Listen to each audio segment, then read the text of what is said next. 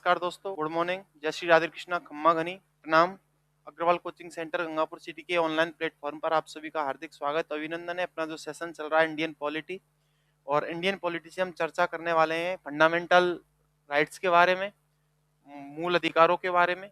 ये टॉपिक चल रहा है, आप एक बार अच्छे से देख लीजिए, और इसको मैं जल्दी से जल्दी कंप्लीट कराने की कोशिश करूंगा। लाइव क्लास को शेयर अधिक से अधिक शेयर करें, है ना। और आपकी कंपटीशन में बराबर काम करेगा, चाहे आप सेकंड ग्रेड की तैयारी करें, चाहे एसएससी का एग्जाम दे, चाहे आरआरबी का एग्जाम दे, टेक या नॉन टेक, बराबर काम करेगा। तो आइए स्टार्ट करते हैं। मूल अधिकार।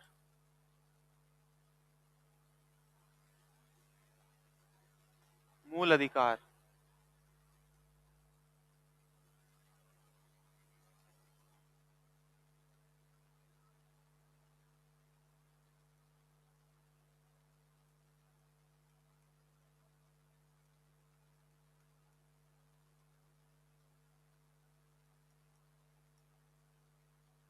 ये टॉपिक चल रहा है मूल अधिकार, और मूल अधिकारियों में समानता के अधिकार की चर्चा कर चुके हैं, स्वतंत्रता के अधिकार की चर्चा कर चुके हैं, शोषण के विरुद्ध अधिकार की चर्चा कर चुके हैं, और चौथा अधिकार है धार्मिक स्वतंत्रता का अधिकार। तो आइए स्टार्ट करते हैं। चौथा अधिकार है धार्मिक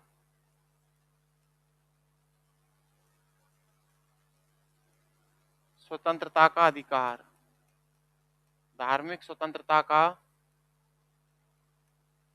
अधिकार ये चलता है आपके अनुच्छेद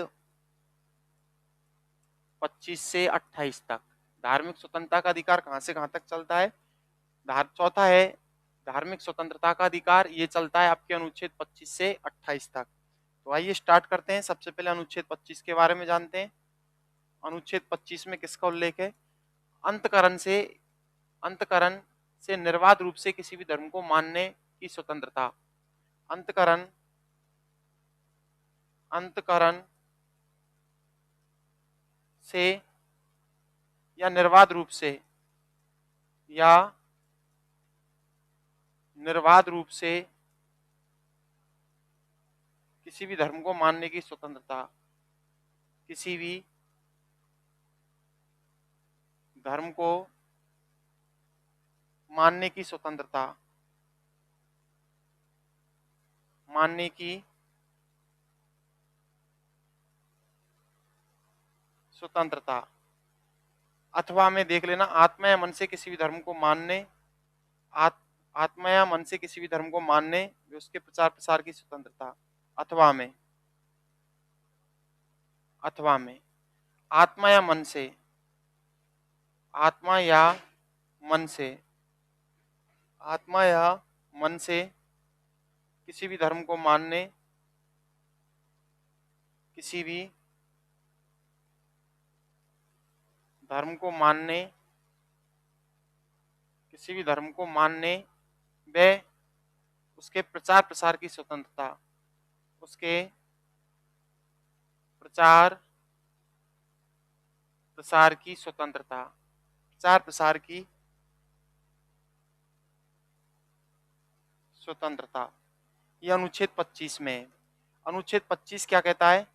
अंतकरण से यानी आत्मा से निर्बाध रूप से बिना किसी रोक टोक के किसी भी धर्म को मानने की स्वतंत्रता, अथवा में आत्मा या मन से किसी भी धर्म को मानने व उसके प्रचार प्रसार करने की स्वतंत्रता है अनुच्छेद 25 में।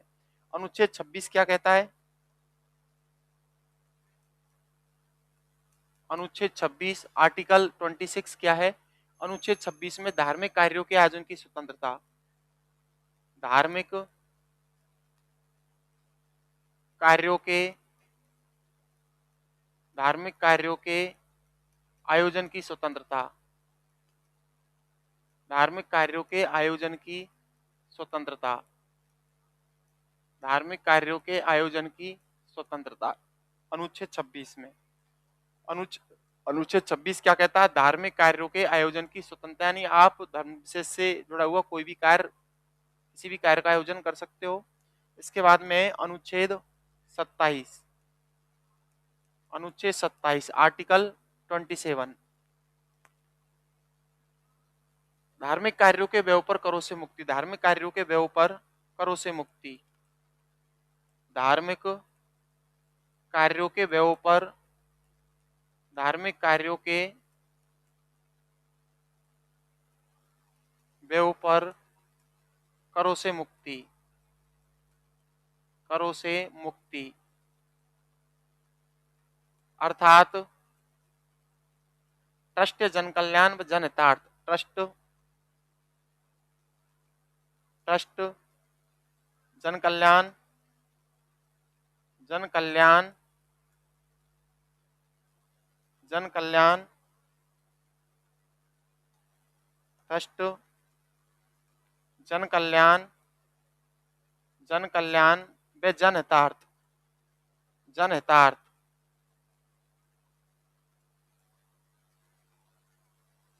ट्रस्ट जन कल्याण व जनहितार्थ के धन पर, के धन पर कोई कर नहीं लिया जाएगा, कोई कर नहीं लिया जाएगा, कोई कर नहीं लिया जाएगा, नहीं लिया जाएगा। यानी धार्मिक कार्यों से संबंधित जब हम धार्मिक कार्यों का आयोजन करते हैं तो उस पर कोई सरकार टैक्स नहीं लेगी, कर नहीं लेगी। धार्मिक कार्यों के व्यय पर करों से मुक्ति है, अर्थात ट्रस्ट या जन कल्याण व जनहितार्थ के चंदा पर या धन पर कोई कर नहीं लिया जाएगा। ये किसमें, अनुच्छेद 27 में। जबकि अनुच्छेद 28 क्या कहता है आपका, आर्टिकल 28, अनुच्छेद 28। अनुच्छेद 28 में राजकीय शिक्षण संस्थानों में किसी धर्म विशेष की शिक्षा नहीं दी जाएगी, राजकीय शिक्षण संस्थानों में किसी धर्म विशेष की शिक्षा नहीं दी जाएगी। क्लास को शेयर करो। राजकीय शिक्षण संस्थाओं, राजकीय शिक्षण संस्थाओं, राजकीय शिक्षण संस्थाओं, राजकीय शिक्षण संस्थाओं में, राजकीय शिक्षण संस्थाओं में किसी धर्म विशेष की, किसी धर्म विशेष की, धर्म विशेष की शिक्षा नहीं दी जाएगी, किसी धर्म विशेष की शिक्षा नहीं दी जाएगी, नहीं दी जाएगी, नहीं दी जाएगी। ये किसमें उल्लेख, अनुच्छेद 28 में। अनुच्छेद 28 में राजकीय शिक्षण संस्थानों में किसी धर्म विशेष से जुड़ी हुई शिक्षा नहीं दी जाएगी। ठीक है, ये इसमें अनुच्छेद 28 में। इसके बाद में दूसरा अधिकार है आपका, यानी ये कौन सा अधिकार था, चौथा अधिकार था। पांचवा अधिकार है आपका, पांचवा अधिकार है शिक्षा व संस्कृति का अधिकार। पांचवा अधिकार है शिक्षा व संस्कृति का अधिकार। पांचवा अधिकार है शिक्षा व संस्कृति का अधिकार, संस्कृति का अधिकार। पांचवा है शिक्षा व संस्कृति का अधिकार। ये अल्पसंख्यकों के लिए है, अल्पसंख्यक, अल्पसंख्यकों के लिए। और इसका उल्लेख है अनुच्छेद 29 से 30 में, अनुच्छेद 29 से 30 में इसका उल्लेख है। पांचवा अधिकार है शिक्षा व संस्कृति का अधिकार, किसके लिए, अल्पसंख्यक वर्ग के लिए है। पांचवा है शिक्षा व संस्कृति का अधिकार, किस वर्ग के लिए है, अल्पसंख्यक वर्ग के लिए है। और इसका उल्लेख अनुच्छेद 29 से 30 में। आपको बताना चाहूंगा अल्पसंख्यक कौन होते हैं, ऐसे लोग जिनकी संख्या अन्य लोगों की संख्या की तुलना में कम हो, वो अल्पसंख्यक कहलाते हैं। तो आइए स्टार्ट करते हैं। अनुच्छेद 29 क्या कहता है, अनुच्छेद 29 अल्पसंख्यक वर्ग के लोगों को, अल्पसंख्यक वर्ग के लोगों की, अल्पसंख्यक वर्ग के लोगों को की शिक्षा व संस्कृति का अधिकार है। अल्पसंख्यक वर्ग के लोगों की भाषा व लिपि को सुरक्षित व संरक्षित करने का अधिकार है। अल्पसंख्यक वर्ग के लोगों को, अल्पसंख्यक, अल्पसंख्यक वर्ग के लोगों की भाषा व लिपि, भाषा व लिपि को सुरक्षित व संरक्षित करने का अधिकार है, व संरक्षित करने का अधिकार है, संरक्षित करने का अधिकार है। अल्पसंख्यक वर्ग के लोगों को की भाषा व लिपि को सुरक्षित व संरक्षित करने का अधिकार है, अर्थात उनके हितों का संरक्षण है, अर्थात उनके हितों का संरक्षण है, हितों का संरक्षण है, उनकी भाषा व लिपि को सुरक्षित संरक्षित करने का अधिकार है। अनुच्छेद 29 क्या कहता है? अनुच्छेद 29 में अल्पसंख्यक वर्ग के लोगों की भाषा व लिपि को सुरक्षित व संरक्षित करने का अधिकार है, अर्थात उनके हितों का संरक्षण है और उनकी भाषा व लिपि को सुरक्षित करने का अधिकार है। जबकि अनुच्छेद 30 क्या कहता है? अनुच्छेद 30 आर्टिकल 30 अनुच्छेद 30 क्या कहता है? अल्पसंख्यक वर्ग के लोगों के लिए शिक्षण संस्थानों की स्थापना का प्रावधान है। अल्पसंख्यक वर्ग के लोगों के लिए अल्पसंख्यक वर्ग के लोगों के लिए शिक्षण संस्थानों की स्थापना का प्रावधान है। शिक्षण संस्थानों या संस्थाओं की स्थापना का प्रावधान है कि स्थापना का प्रावधान है। सरकार उनके हितों का संरक्षण करेगी। सरकार अनुच्छेद 30 अल्पसंख्यक वर्ग के लोगों के लिए शिक्षण संस्थानों की स्थापना का प्रावधान है और सरकार द्वारा उनका प्रबंध व संरक्षण करने का अधिकार है। सरकार द्वारा प्रशासन व संरक्षित करने का अधिकार है। सरकार द्वारा उनके प्रशासन व संरक्षित करने का अधिकार है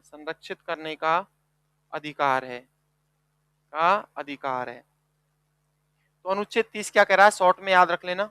अनुच्छेद 30 क्या कहता है? अनुच्छेद 30 में अल्पसंख्यक वर्ग के लोगों के लिए शिक्षण संस्थानों या शिक्षण संस्थाओं की स्थापना का प्रावधान है। सरकार उनके लिए प्रशासन की व्यवस्था करेगी और उनके अधिकारों का संरक्षण करेगी। अल्पसंख्यक किसके आधार पे होते हैं? आप थोड़ा सा देख लीजिए नोट के रूप में याद रख लेना है। अल्पसंख्यक भाषा,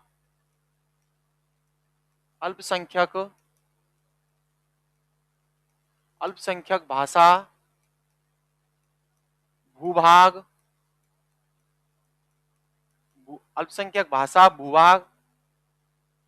क्षेत्र वे जनसंख्या के आधार पर होते हैं।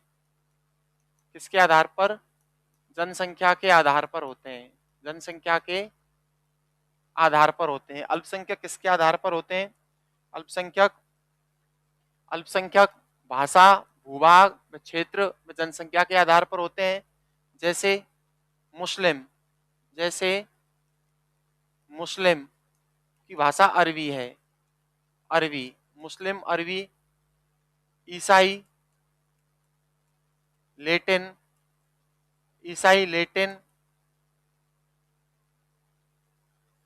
जैन प्राकृत,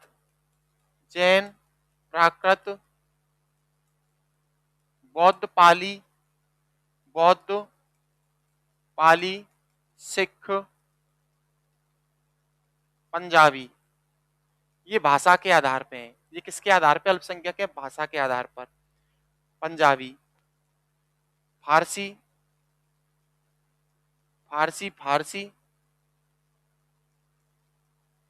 कश्मीर में पंडित, व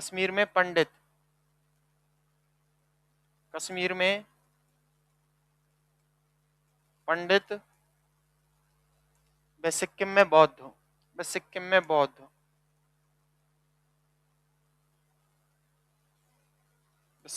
बौद्ध,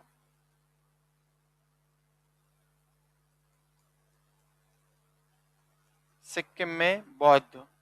ये अल्पसंख्यक हैं। ये कौन है? अल्पसंख्यक। कैसे? अल्पसंख्यक भाषा के आधार पे हो सकते हैं, भूभाग के आधार पे हो सकते हैं, क्षेत्र के आधार पे हो सकते हैं, जनसंख्या के आधार पे हो सकते हैं। जैसे मुस्लिमों की भाषा अरबी, ईसाइयों की भाषा लैटिन, जैनों की प्राकृत, बौद्धों की भाषा पाली, सिखों की भाषा पंजाबी, फारसी, कश्मीर में पंडित और सिक्किम में बौद्ध। ये सब कौन है? अल्पसंख्यक हैं। किसकी श्रेणी में आते हैं? सब अल्पसंख्यक की श्रेणी में आते हैं। इसके बाद में लास्ट अधिकार है आपका छठवां अधिकार, संवैधानिक उपचारों का अधिकार। छठवां अधिकार है संवैधानिक उपचारों का अधिकार। संवैधानिक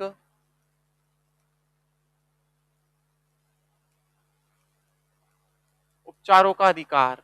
उपचारों का अधिकार, संवैधानिक उपचारों का अधिकार, ये चलता है अनुच्छेद 32 में। इसका जो उल्लेख है वो किसमें? अनुच्छेद 32 में। छठवां अधिकार है संवैधानिक उपचारों का अधिकार। इसका उल्लेख भारतीय संविधान के अनुच्छेद 32 में और एग्जाम की दृष्टि से इंपोर्टेंट है, बहुत ज्यादा इंपोर्टेंट है। ठीक है, बहुत ज्यादा इंपोर्टेंट है ये क्वेश्चन। एग्जाम में बार बार रिपीट होता है कि संवैधानिक उपचारों का अधिकार को लेकर किस अनुच्छेद में? अनुच्छेद 32 में। अनुच्छेद 32 को डॉक्टर बी आर अम्बेडकर ने संविधान की आत्मा हृदय कहा। अनुच्छेद 32 को अनुच्छेद 32 को अम्बेडकर ने अनुच्छेद 32 को अम्बेडकर ने संविधान की आत्मा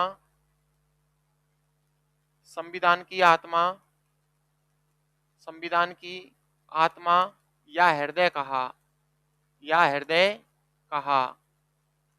इसे जनतंत्र का पहरेदार भी कहा जाता है। इसे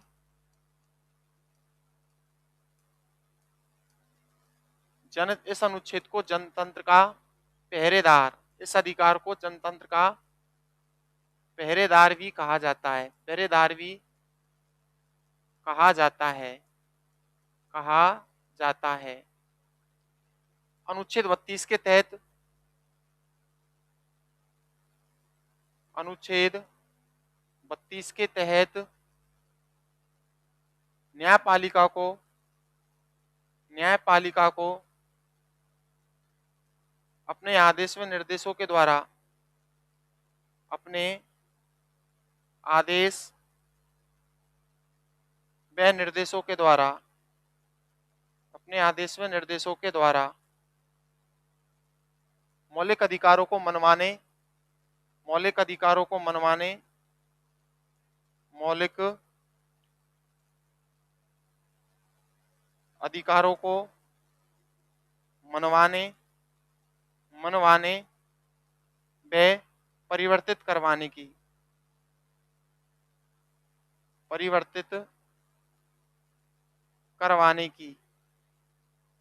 शक्ति प्राप्त है। शक्ति प्राप्त है। शक्ति प्राप्त है।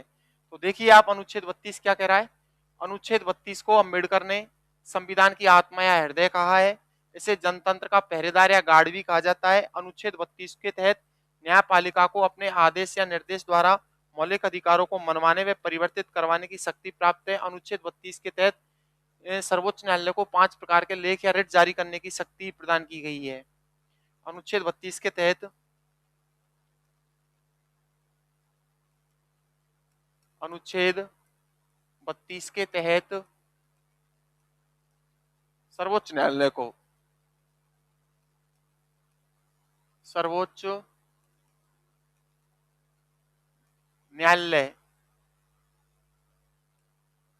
न्यायालय को 5 प्रकार के लेख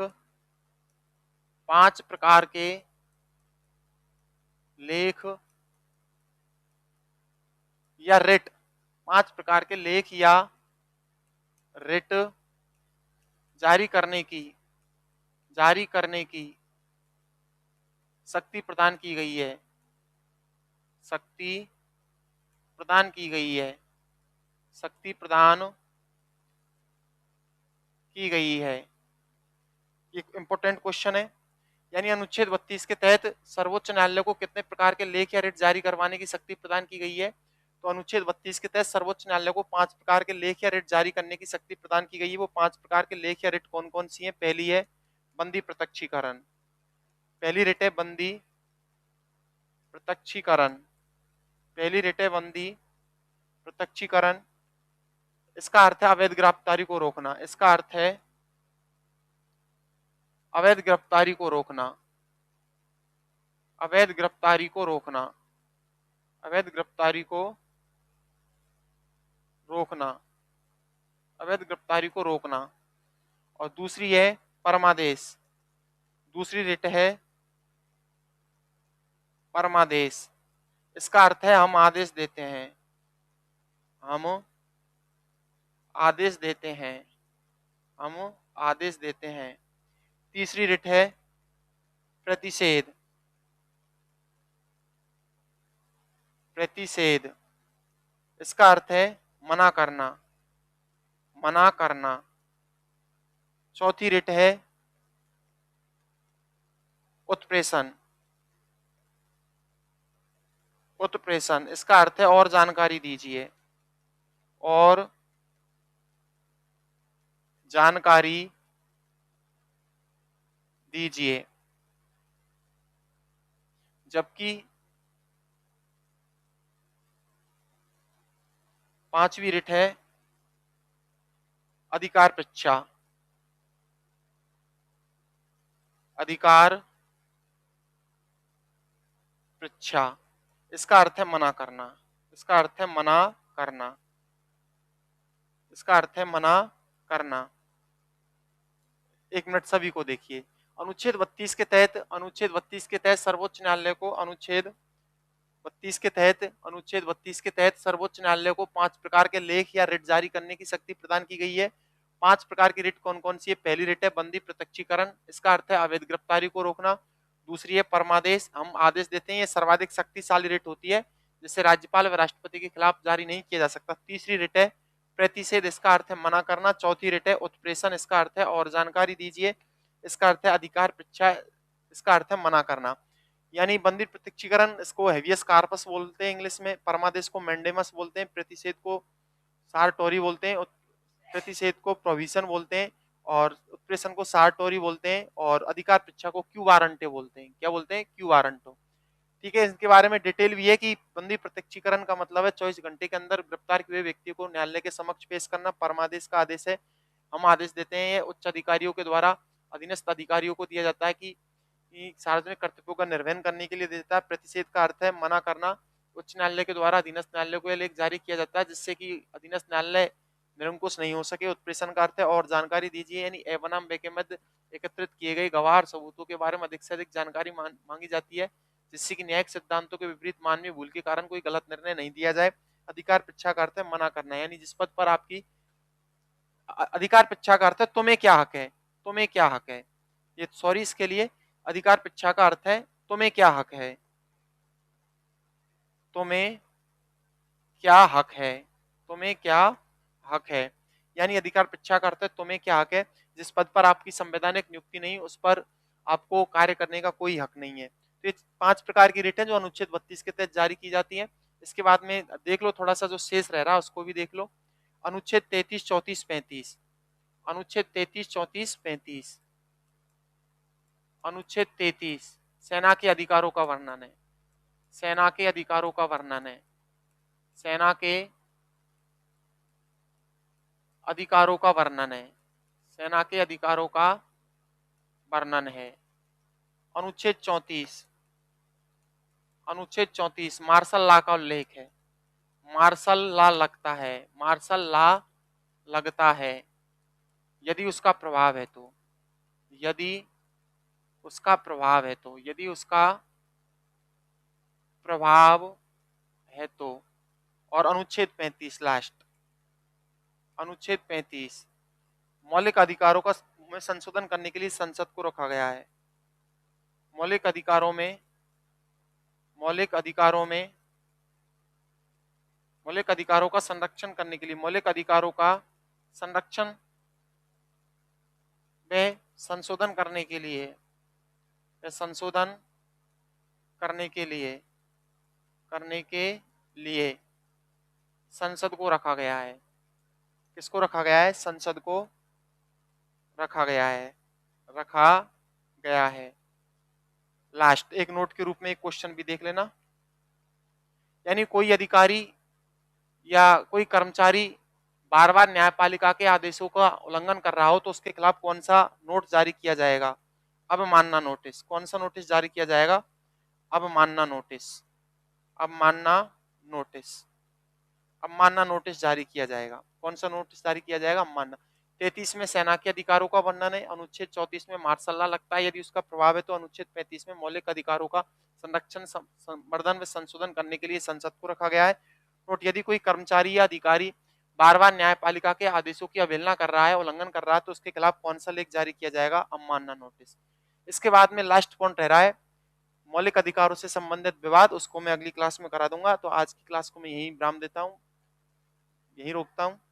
आप सभी का आभार, धन्यवाद, साधुवाद। जय हिंद, जय भारत।